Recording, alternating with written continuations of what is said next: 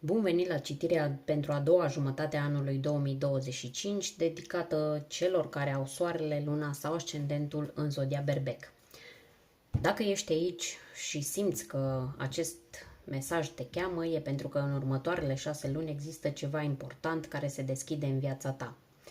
Vom vedea împreună ce te așteaptă în plan emoțional, în plan profesional, financiar și spiritual, dar ne vom uita și la ce este momentul să lași în urmă pentru a merge mai ușor înainte. Dacă simți că lucrurile nu se potrivesc în totalitate, îți recomand să verifici și citirea pentru zodia ta ascendentă sau pentru semnul în care se află luna ta, pentru că acolo s-ar putea să fie răspunsul de care ai nevoie acum. Hai să vedem ce energie te însoțește în această perioadă și cum se așează lucrurile pe parcursul lunilor care urmează. Pentru a vedea această energie, vom folosi doar arcanele majore. Turnul. Ok, hai să vedem și celelalte cărți. Vom extrage câte o carte pentru fiecare domeniu important din viața ta și la final vom cere un mesaj oracol din partea ghizilor tăi spirituali și de asemenea voi scoate câte o carte pentru fiecare lună care a mai rămas din an, ca să știi concret ce vine spre tine în fiecare lună. Așadar, pozițiile noastre vor fi energia generală, direcția în care mergi și lecția principală a acestei perioade. Apoi, vedem ce se întâmplă în dragoste, în relații sau ce poate apărea nou în viața ta afectivă. Ne interesează cariera. La poziția 3 avem arcana majoră, lumea. Ne interesează cum evoluează veniturile și care sunt șansele tale materiale. Aici avem spânzuratul. Sănătatea, vedem ce ai nevoie să conștientizezi despre corpul tău, despre echilibru și despre starea ta de bine. Valetul de cupe. Cavalerul de monede ne spune ce trebuie să lași în urmă, ce atașamente, frici, poate chiar relații sau idei care nu te mai susțin. Apoi 3 de cupe ne spune unde ajungi până în decembrie 2025, care este rezultatul acestor luni, dacă mergi în direcția potrivită. Și ultima carte, 7 de cupe, este un mesaj de la ghizii tăi spirituali. O confirmare, un semn sau un adevăr important. Așa. Dacă rezonezi cu ceea ce urmează, rămâi până la final, pentru că poate fi exact acel mesaj de care sufletul tău avea nevoie ca să înțeleagă ce urmează. Prima carte care a ieșit pentru tine ca energie generală a următoarelor 6 luni este Turnul. Nu e o carte blândă, dar e una extrem de necesară. Ea vine atunci când viața simte că ai crescut prea mult într-o structură care nu te mai susține. Poate fi vorba despre o relație, un loc de muncă, despre o imagine despre tine, ceva care părea stabil, dar era construit pe nisip. Ceva începe să se prăbușească. Turnul, trebuie să înțelegi că nu îți ia niciodată ceva ce e pentru tine. Turnul distruge doar ceea ce nu mai este autentic. Și da, poate fi un șoc, dar este acel șoc eliberator care te trezește la cine ești cu adevărat. În cazul tău nu e deloc întâmplător că această carte deschide citirea. Marte, planeta care guvernează zodia Berbec, este foarte activă în această perioadă. Pe 18 noiembrie avem o conjuncție extrem de puternică între Marte și Pluton în Capricorn, o conjuncție care zguduie exact acele domenii unde ai stagnat din frică. Poate fi vorba aici despre un moment în care spui pur și simplu ajunge și îți asumi o decizie radicală. Sau vine o situație externă care te forțează să ieși din zona de confort. Simbolic, turnul este asociat cu planeta Marte, aceeași energie care îți guvernează semnul. Dar aici nu e vorba despre furie sau impulsivitate. Aici e vorba despre puterea interioară de a rupe un zid care te-a ținut captiv. În tarot, de obicei, fulgerul lovește în vârf. De ce? Pentru că acolo stă ego-ul. Așa că acest turn care cade pentru tine nu e o pedeapsă. E o eliberare de ceea ce te minți că trebuie să fii. Numerologic, turnul este cartea numărul 17. 1 plus 6 înseamnă 7, o cifră a introspecției și a adevărului spiritual. Deci nu e doar o perioadă de haos exterior.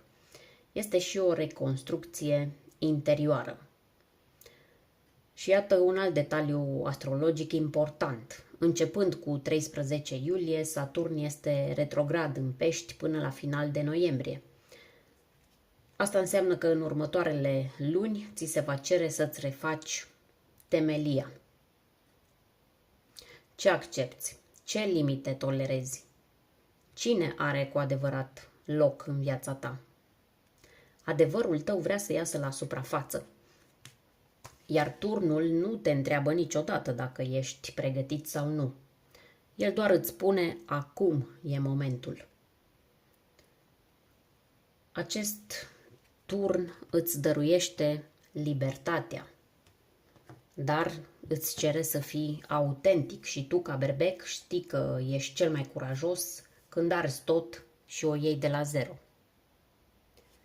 Și tocmai pentru că o parte din viața ta se zdruncină, următoarea carte este esențială. Hai să vedem ce se întâmplă în planul dragostei, pentru că acolo de multe ori se simte cel mai puternic efectele acestui turn.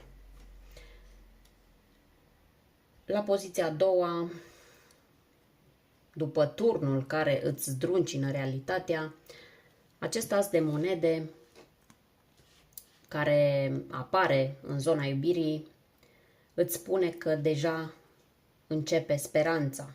Asta e o carte care vorbește despre începuturi reale, nu despre visuri, nu despre promisiuni deșarte. Nu, acest as de monede vorbește despre ceva concret care poate crește. Dacă ești singur, a doua jumătate a anului 2025 îți oferă o șansă rară. Poate apărea o persoană nouă care aduce stabilitate, siguranță și intenții serioase. E o conexiune care începe încet, dar care promite mult. Nu e pasiune de o noapte, e ceva ce poate deveni fundația unei relații adevărate. Dacă ești deja într-o relație, această carte spune că e timpul pentru o reconstrucție sănătoasă. Poate a fost o criză, o distanțare, o tăcere între voi, dar acum, dacă amândoi vă implicați cu maturitate, relația voastră poate renaște. Asul de monede este asociat cu zodiile de pământ, Taur, Fecioară, Capricorn, semne care iubesc cu fapte, nu doar cu vorbe. Așa că dacă apare cineva cu energie de pământ în viața ta, nu te grăbi să respingi această persoană doar pentru că nu e spectaculoasă. O conexiune adevărată se clădește pe încredere, iar cartea asta spune clar că ai ocazia să construiești o iubire care nu se dărâmă la prima furtună. Mai este un detaliu important aici, și anume că Venus, planeta iubirii, va fi în Scorpion în luna decembrie. Iar asta aduce în joc pasiune intensă, dorință de profunzime și testarea fidelității. Deci dacă apare cineva în viața ta în această perioadă sau dacă ești în cuplu și simți că vă reapropiați, să știi că emoțiile vor fi intense. dar asta poate fi o binecuvântare dacă ești sincer cu tine. Asul este întotdeauna o sămânță, dar tu decizi dacă o uzi zilnic sau o lași să se usuce. Iubirea care vine spre tine în lunile următoare nu are nevoie să fie perfectă. Are nevoie să fie reală. Dacă ești pregătit să primești ceva sănătos, matur și stabil, asul de monede e pentru tine. Dar dacă vrei doar să fugi de singurătate sau să repeți vechile tipare, atunci această oportunitate va trece pe lângă tine. Hai să vedem ce se întâmplă în carieră, pentru că avem o carte foarte importantă acolo și sunt convinsă că schimbările nu se opresc doar la iubire. În această poziție avem arcana majoră Lumea, una dintre cele mai bune cărți pe care le poți primi aici. Și nu înseamnă neapărat că ai reușit, înseamnă că ai închis un ciclu, ai învățat lecția. Bun, ce urmează acum? Urmează o nouă etapă cu tot ce ai acumulat până acum. Experiență, răbdare, chiar și greșeli, dar și reușite. Pentru unii dintre voi asta înseamnă că terminați un drum profesional care și-a încheiat rostul. Poate pleci dintr-un loc unde ai crescut, dar nu mai poți evolua. Poate lansezi ceva al tău, poate te duci într-un domeniu complet diferit. Dar esențialul aici este că nu o iei de la zero. Pornești de pe un nou nivel. Lumea este ultima carte a arcanelor majore. E acolo unde te întâlnești cu tine fără scuze și fără frică. Este cartea care îți spune: ai trecut prin toate etapele, iar acum ai voie să fii exact cine vrei. În tarot, lumea este asociată cu planeta Saturn, care, atenție, este retrograd în Pești între 13 iulie și 28 noiembrie. Ce înseamnă asta pentru cariera ta? Înseamnă că tot ce e superficial, e întârziat sau construit pe compromisuri, se prăbușește. Dar ce e muncit cu adevărat începe să se așeze. Și mai e ceva. Pe 18 noiembrie Marte se întâlnește cu Pluton în Capricorn, iar asta activează exact zona de carieră, de autoritate și de reputație. E o energie de tipul acum ori niciodată. Dacă vrei o schimbare profesională, ești susținut să o faci, dar nu din impuls. Mulți dintre voi veți simți că nu mai puteți juca un rol profesional care nu vă reprezintă. Poate că păreai sigur pe ceea ce făceai, dar erai gol pe dinăuntru. Lumea vine să-ți spună că s-a terminat cu această etapă, iar acum tu ești șeful poveștii tale. Dacă ești aproape de o încheiere de proiect, dacă ai un interviu, ești aproape de o lansare, poate a afacerii tale, e un semn puternic că vei finaliza ceea ce faci cu succes. Și că ceea ce părea un capăt este de fapt o poartă. Așa cum cariera ta intră într-o nouă etapă, hai să vedem cum stau lucrurile cu banii, pentru că aici apare spânzuratul. Tot mut cartea să văd unde se vede mai bine, dar nu găsesc o poziție. Ok, pentru că aici apare spânzuratul în această poziție și s-ar putea să ai nevoie de o altfel de înțelegere. Spânzuratul aici înseamnă că simți că ai o perioadă de blocaj aparent. Aici nu e vorba de lipsă, stai liniștit. Este o pauză impusă, o pauză pentru recalibrare. Spânzuratul vine să-ți spună că în următoarele luni nu va merge totul conform planului. Poți simți că banii nu circulă la fel de repede, că o plată întârzie sau că o investiție nu e încă matură. Dar asta nu înseamnă pierdere, înseamnă schimbare de perspectivă. Această carte este asociată cu Neptun, planeta viziunii, planeta renunțării și a spiritualității. Și ce e interesant e că Neptun este retrograd în Pești între 4 iulie și 10 decembrie. Asta înseamnă că în plan financiar ești chemat să te întrebi ce urmărești cu adevărat prin bani. De ce îți dorești mai mulți bani? Ce atașamente ai de fapt? Pentru un berbec care vrea acțiune, care vrea rezultate clare și rapide, această energie poate fi frustrantă. Dar spânzuratul îți spune un lucru esențial. Când înveți să ai răbdare, îți vin exact resursele de care ai nevoie, nu doar ceea ce ți-ai dorit. Așadar, nu e momentul să forțezi. E momentul să privești cu sinceritate unde irosești bani pe lucruri care nu te hrănesc, unde te sacrifici financiar pentru alții și nici măcar nu ți-e recunoscut efortul și, aș mai spune, unde te sabotezi. E momentul să vezi unde te autosabotezi pentru că în adâncul tău crezi că nu meriți mai mult. Spânzuratul te învață lecția echilibrului și a valorilor personale. Dacă simți că aștepți un răspuns financiar sau un ajutor care întârzie, fii sigur că nu e un refuz, e doar o amânare cu sens. Și vreau să mai spun ceva. În decembrie, când Jupiter este retrograd în Rac, vei avea ocazia să reevaluezi ce înseamnă pentru tine siguranța. Aceasta nu va mai fi legată doar de cifrele din cont, ci și de stabilitate emoțională și încredere în propriile decizii. Așadar, nu e o perioadă bună pentru cheltuieli mari impulsive. Nu e momentul să investești în ceva ce nu înțelegi. Dar e o perioadă excelentă să-ți regândești relația cu banii și să creezi o bază reală pentru viitorul tău financiar. Ai încredere că atunci când ieși din această etapă, nu vei mai cere bani. De la univers mă refer.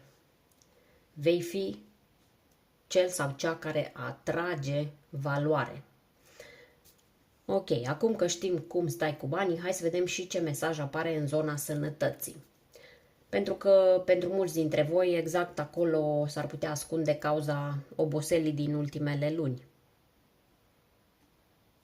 În această poziție avem Valetul de Cupe, o carte cu o energie blândă, dar care te invită la o mare sinceritate cu tine însuți. Nu este o carte de boală, dar este o carte care spune că ai mai multă nevoie să te îngrijești emoțional decât credeai. Valetul de Cupe aduce în prim plan stările sufletești care se reflectă în corp. Dacă în ultimele luni ai simțit că ai obosit fără motiv, că inima îți e grea, că dormi, dar nu te odihnești, să știi că nu corpul e problema. Este ceva nespus, poate ai o durere veche, o decepție, poate un sentiment că duci prea mult singur. Această carte este guvernată de elementul apă și de aceea o conectăm cu zodii precum Rac, Scorpion sau Pești, dar și cu stările de tristețe, tristețe ascunsă sau sensibilitate crescută. Și e foarte interesant că exact în această perioadă, pe 13 septembrie, avem lună plină în Pești, pe 13 sau pe 7, nu vreau să greșesc, în orice caz, în septembrie este luna plină în Pești, un moment care poate aduce exact acest tip de descărcare emoțională. Poți simți că nu mai poți să ții în tine anumite sentimente și că ceva iese la suprafață. E bine, nu le reprima, lasă-le să curgă. Mai târziu, pe 20 noiembrie, se formează o conjuncție între lună și Saturn în Pești, un aspect care poate aduce un sentiment de apăsare emoțională sau solitudine. Pentru doamnele mai în vârstă, asta poate veni ca un semnal să aveți grijă de oase, coloană sau circulație.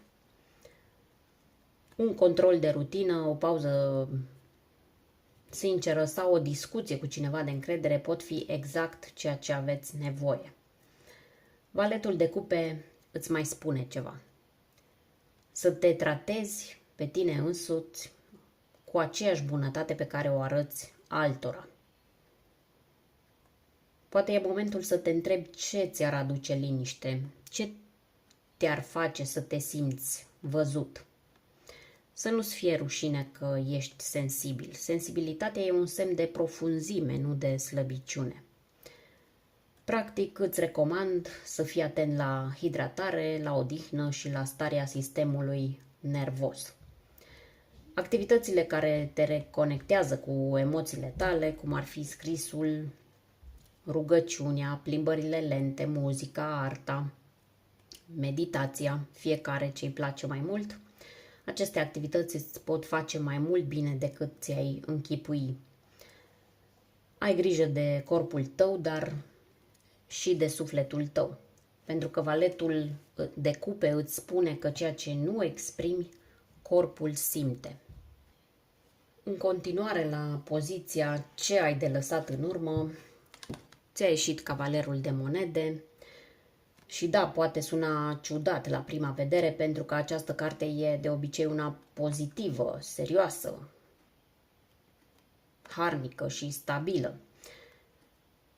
Energia acestei cărți mă refer. Dar aici, în poziția renunțării, această carte are un mesaj foarte clar. Îți spune să nu mai duci singur tot greul. Cavalerul de monede este cel care muncește din greu, care nu se oprește, cel care se ține de promisiuni și chiar și atunci când ceilalți uită de el. El continuă să fie responsabil. Și asta este ceva nobil până când devine autosabotaj. Dacă simți că în ultimul an ai dus în spate o familie, o relație, un job, o echipă și nu te-ai plâns, dar nici nu ai fost recunoscut, atunci acest mesaj este pentru tine. E timpul să nu te mai sacrifici pentru lucruri care nu mai cresc. Cavalerul de monede este asociat cu semnele de pământ, Taur, Fecioară, Capricorn, dar tu ești un semn de foc. Ești berbec, tu ai nevoie de mișcare, de entuziasm, de progres. Iar când acest cavaler apare în poziția renunțării, îți spune să nu te mai mulțumești cu stabilitatea dacă ea înseamnă plafonare. Într-un context financiar, această carte îți spune să renunți la modelul de a munci mult și a câștiga puțin, dar totuși măcar am un loc de muncă stabil. Într-un context emoțional îți spune să nu mai stai într-o relație unde tu ești cel care dă mereu și primește puțin în schimb. Cavalerul de monede este răbdător, uneori prea răbdător. Și viața îți spune acum că poți merge înainte, dar nu mai merge cu povara altora în spate. Această carte mai are un mesaj subtil, dar important. Nu tot ce ai început e menit să termini. Și nu orice promisiune făcută în trecut e musai să o duci la capăt dacă între timp ai evoluat. Și acum că știm ce e timpul să lași în urmă, hai să vedem unde ajungi până în decembrie 2025. Aici unde apare o carte care îți dă speranță. 3 de cupe. Mesajul acestei cărți s-ar putea să-ți placă. Așadar, când închizi anul 2025, energia în care te afli, reprezentată de 3 de cupe, îți spune că după tot ce ai eliberat, după cât ai muncit, după deciziile grele și lecțiile profunde, vine bucuria. 3 de cupe este despre reconectare, sărbătoare și oameni dragi. E un semn clar că nu vei termina acest an singur, indiferent cât de singur te-ai simțit la începutul anului. Pentru unii dintre voi această carte arată împăcare, poate cu cineva din familie, poate cu un prieten, poate chiar cu voi înșivă. Pentru alții poate însemna un nou cerc de oameni care vă face să vă simțiți în sfârșit văzuți și apreciați. În plan afectiv, dacă ai trecut printr-o despărțire, un divorț sau poate o perioadă de izolare, această carte îți spune că inima ta începe să se deschidă din nou. Poate timid, poate pas cu pas, dar e clar că se deschide. 3 de cupe este guvernată de elementul apă și adesea asociată cu zodia Rac și nu e întâmplător că exact în această perioadă, în noiembrie-decembrie, avem 2 tranzite care adaugă profunzime acestui mesaj. Mercur retrograd în Scorpion, între 9 și 29 noiembrie, care te poate face să regândești o conexiune veche, și Venus în Scorpion în decembrie, care aduce pasiune, dar și sinceritate brutală în relații.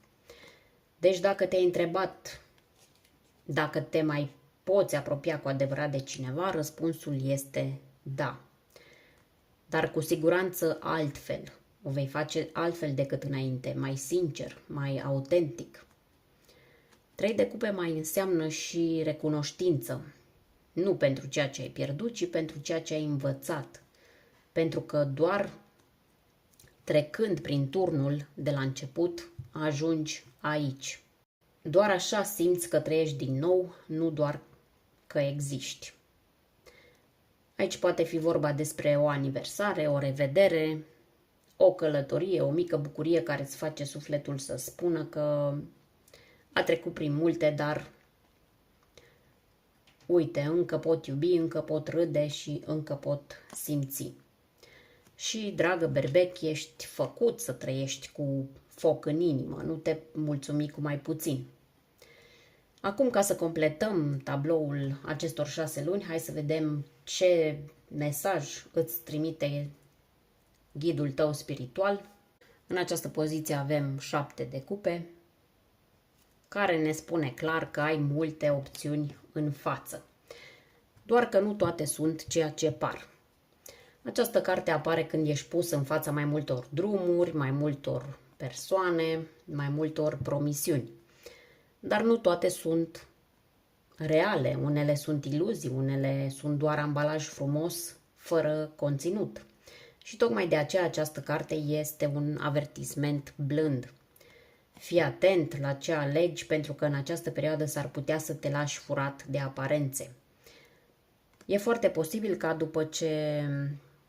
după tot ce ai lăsat în urmă, emoțional, profesional sau financiar, la fiecare în funcție de situație, e posibil să apară oferte, persoane, oportunități care par exact ceea ce îți doreai. Dar universul îți aduce aminte acum că nu tot ceea ce strălucește este aur. Numerologic 7 este cifra introspecției, a răbdării, a adevărului care vine din interior. Deci nu e momentul să iei decizii doar cu mintea. E momentul să simți. Întreabă-te lucrul respectiv, oportunitatea respectivă, îmi aduce liniște sau doar adrenalină? Este un vis real sau doar o scăpare temporară? Sau sunt eu gata pentru ce se cere dacă aleg asta? La nivel astrologic, acest mesaj este susținut de un tranzit cheie. Neptun retrograd în Pești, activ între iulie și decembrie. Neptun, planeta viselor și a iluziilor, te poate face să vezi ce vrei, nu ceea ce este cu adevărat. Dar dacă știi deja asta, te poți proteja, poți alege cu claritate. 7 de cupe nu e o interdicție, nu-ți spune să nu alegi. Îți spune doar să alegi conștient. Ghidul tău spiritual îți transmite că alegerile pe care le faci în această perioadă vor influența întreg anul 2026. Așa că fă-le cu sinceritate față de tine. Nu le fă cu frică, nu cu grabă. Și mai e un mesaj subtil aici. Poate ai tot aștepta să vină ceva sau cineva care să te salveze. Dar poate că adevărul este că ai deja toate resursele în interiorul tău, doar că nu le-ai văzut, pentru că ai fost distras din exterior. 7 de cupe vine ca o oglindă, te provoacă, dar îți și spune că atunci când te alegi pe tine, toate celelalte răspunsuri se aliniază. Permite-mi o secundă să-mi conectez încărcătorul. Așa. Și ca să încheiem această citire în forță, hai să scoatem o carte pentru fiecare lună în parte. Așa, imediat le aranjez. Revin. Am amestecat bine cărțile, acum hai să vedem concret cum evoluează energia ta de la lună la lună. Așa, le vedem imediat. Iulie, 9 de cupe, august, 6 de cupe, septembrie, eremitul sau pusnicul, octombrie, moartea, noiembrie 6 de spade și decembrie 4 de bâte. Perfect. Iar am ieșit din cadru. Cred că mai importantă decât imaginea este totuși informația. În iulie 9 de cupe. Începi această jumătate de an cu o bucurie simplă, dar profundă. Ceva ce ai dorit de mult timp se împlinește. Poate fi o veste, poate fi o persoană, o decizie personală care îți aduce un sentiment de împlinire. Dar universul îți spune să nu te oprești aici. Bucură-te, da? Dar fii atent să nu transformi satisfacția în stagnare. Recunoștința este combustibilul tău acum. În august avem 6 de cupe. Se pare că energia acestei luni este una nostalgică. Revin oameni, amintiri sau trăiri dintr-o perioadă mai inocentă din viața ta. Poate reapare cineva din trecutul tău romantic sau cineva din copilărie. Sau poate doar tu te regăsești în ceva ce ai uitat că te făcea fericit. Important este să nu confunzi emoția cu destinul. Lasă trecutul să te inspire, dar nu-l lăsa să te conducă acum în prezent. În septembrie, eremitul ne spune că în această lună ți se va cere liniște, răgaz, mai ales curajul de a sta cu tine însuți. Nu e o lună de acțiune, este o lună de înțelegere. Poate că răspunsul pe care îl tot cauți de ceva vreme nu vine din afară, vine din tăcerea în care te regăsești. Nu ești singur, dar ai nevoie de spațiu ca să vezi cine vrei să fii de acum încolo. În octombrie, moartea. Octombrie aduce o încheiere clară, una inevitabilă. Nu te teme, pentru că ceea ce se sfârșește acum, fie un loc de muncă, fie o relație sau doar o stare de spirit, orice ar fi, era oricum pregătit să plece. Transformarea nu e ușoară, dar te eliberează de o greutate pe care o purtai de mult. Lasă să moară ce te ținea pe loc și fii martorul propriei tale renașteri. În noiembrie este vorba despre plecare, fie ea interioară sau fizică, cu acest 6 de spade. Poate te muți, poate închizi telefonul cuiva. Poate doar pleci dintr-o stare în care ți-a fost greu să respiri. Este clar aici un drum spre ceva nou, dar un drum care nu se face cu ușurință. Însă știi că e timpul. Și chiar dacă te doare, știm că acolo unde pleci ai șansa să te vindeci. În decembrie 4 de bâte. Finalul de an îți aduce stabilitate, siguranță și un motiv de sărbătoare. Nu e neapărat vorba aici de o petrecere cu artificii, deși poate să fie de revelion, dar e mai degrabă vorba de sentimentul că ai reușit să treci prin tot și toate și încă ai în tine bucuria de a trăi. Poate însemna o relație consolidată, poate însemna un vis împlinit sau pur și simplu poate însemna faptul că acum ai un loc și în lume și în interiorul tău unde simți că aparții. Așadar, drumul tău de la turnul din iulie și stabilitatea din decembrie e un arc complet de reconstrucție. Nu ai pierdut. Ai renunțat. Și ceea ce ai primit în schimb e mult mai valoros. Așadar, ai încheiat această citire cu turnul, cu o destrămare dureroasă, dar necesară și o închei cu 4 de bâte, cu stabilitate, bucurie și recunoaștere. Așa cum am spus, asta ne arată că tot ce s-a rupt pentru tine, pentru binele tău, nu împotriva ta. În concluzie, în această a doua jumătate de an, vei fi provocat să te alegi pe tine dincolo de așteptările altora, dincolo de trecut și dincolo de ce trebuie. Și dacă ai curajul să mergi prin focul acestor alegeri, vei ajunge la o versiune a ta pe care o vei respecta mai mult ca niciodată. Nimic nu vine întâmplător în această citire. Dacă ai ajuns până la final, înseamnă că o parte din sufletul tău a știut că e pregătită. Iar dacă ți-a fost de folos acest mesaj, lasă-mi un comentariu cu zodia ta sau cu un singur cuvânt care te definește acum. Și nu uita ceva important. Nu te mai întoarce acolo unde ai fost nevoit să pleci ca să te poți regăsi. Adevărul tău e mai prețios decât orice validare. Ne revedem curând cu citirile celorlalte zodii, iar dacă ai avut nevoie de un semn, acesta este. Pe curând!